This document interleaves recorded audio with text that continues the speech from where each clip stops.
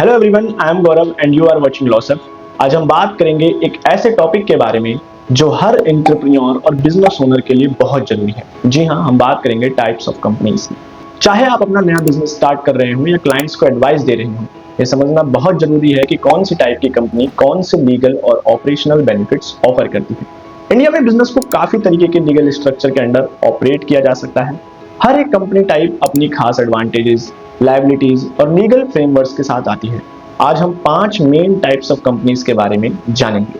पहली प्रोप्राइटरशिप्स, दूसरी private limited company, तीसरी पब्लिक लिमिटेड कंपनी, चौथी लिमिटेड लायबिलिटी पार्टनरशिप और पांचवी वन पर्सन कंपनी के बारे में। सबसे पहले बात करते हैं सोल प्रोप्राइटरशिप की। ये बिजनेस का सबसे सिंपल स्ट्रक्चर है जिसमें एक इंडिविजुअल पूरी कंपनी का ओनर और मैनेजर होता है।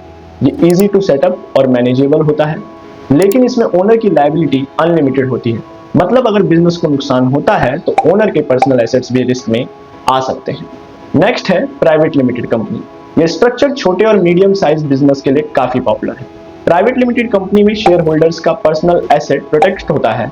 इसमें लिमिटेड लायबिलिटी होती है। इसमें कम से कम 2 मेंबर्स की जरूरत होती है और शेयर्स पब्लिकली ट्रेड नहीं किए जा सकते। ये स्ट्रक्चर फॉर्मल होता है और थोड़ा ज्यादा रेगुलेटरी कंप्लायंस की नीड होती है। अब बात करते हैं पब्लिक लिमिटेड कंपनी की। इसमें बिजनेस शेयर्स को पब्लिक के बीच बेचा जा सकता है, जो स्टॉक एक्सचेंज पर भी लिस्टेड हो सकते हैं। यह स्ट्रक्चर उन बिजनेसेस के लिए है जो अपने ऑपरेशंस को एक्सपेंड करना चाहते हैं और लार्ज स्केल ग्रोथ की तरफ सोच रहे हैं, लेकिन ये ज्यादा रेगुलेटरी कंप्लायंस और ट्रांसपेरेंसी डिमांड करता है। अब बात करते हैं लिमिटेड लायबिलिटी पार्टनरशिप्स यानी एलएलपी की। ये पार्टनरशिप स्ट्रक्चर है, लेकिन एलएलपी के पार्टनर्स की लायबिलिटी लिमिटेड होती है। इसका मतलब यह है कि वो बिजनेस के डेब्ट्स के लिए पर्सनली लायबल नहीं होते हैं। एलएलपी में फ्लेक्सिबिलिटी होती है मैनेजमेंट और टैक्सेशन की, और ये इंडिविजुअल पार्टनर्स को भी प्रोटेक्शन देता है।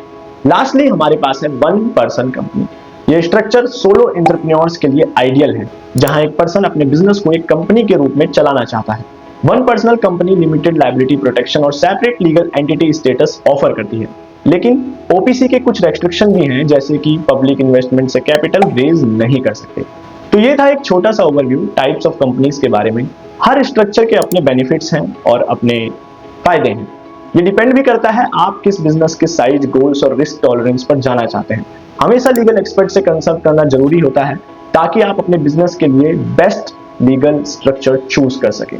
तो बस इतना ही आज के इस सेगमेंट में। अगर आपको ये इन्फॉर्मेशन यूजफुल लगी हो तो लाइक, शेयर और सब्सक्राइब करना मत भूलिएगा।